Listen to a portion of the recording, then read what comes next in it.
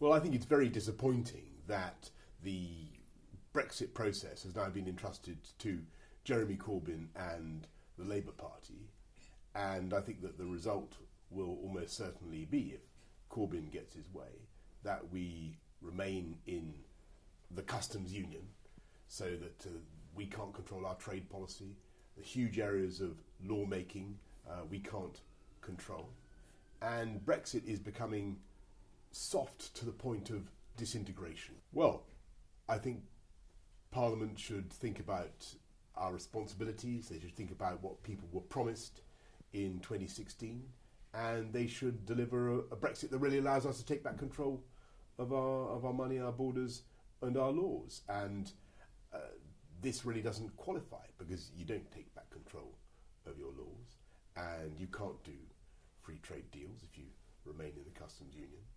And I think that people will feel very shortchanged, and they will be bitterly disappointed. It can't last. This approach cannot endure. You cannot expect the fifth biggest economy in the world to come out of the EU and remain run by the EU. It's just not democratically sustainable.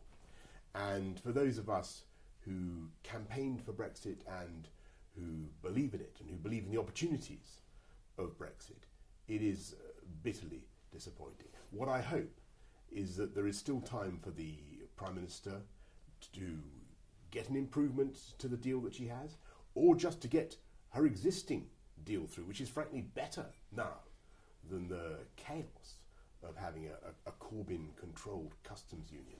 How on earth can we be proposing now to delay Brexit again? With this, that we've had a wonder, we missed the March 29th deadline, we're going to miss the April the 12th deadline. We now run the risk of the absolutely ludicrous absurdity of contesting the European elections, the Euro elections. It costs about 109 million quid the government will have to spend to elect 73 British Euro MPs, paid up to £100,000 a year, with all sorts of allowances. To do what?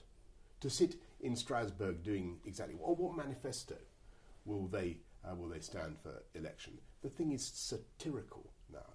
We should be leaving, and we've made abundant preparations for coming out without a deal. I had hoped that the Cabinet would decide to go down that route, because as you know, the withdrawal agreement has been defeated 3 times.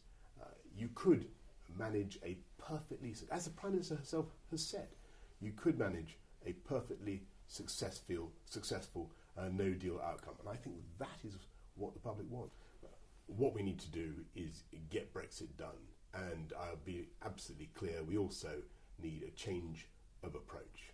And if we're going to have a second phase, and I hope that we will have a second phase, if you get the first bit over and done with, then we cannot go on with a failure to decide about these fundamental issues, whether to remain in the customs union or not, whether to stay aligned with EU single market rules or not. We need to take those decisions, move on, and then start to deliver on the issues that really matter to the British people. I think what everybody in the country wants more than anything else in the world is for politicians in Westminster not to focus on themselves, but to focus on the needs of the country. And the needs of the country now are number one, to get Brexit done and to come out of the EU. And what we've heard tonight is that there's going to be yet more a delay, unacceptable delay. There is no need to extend the Brexit process in the way that we're seeing. I think it's a great shame that we've missed the opportunity to come out at no deal. And as I say, I think it is bitterly disappointing that the climax of the Brexit process is now being entrusted to Jeremy Corbyn and the Labour Party, with the result that we're almost certainly going to remain in the customs union.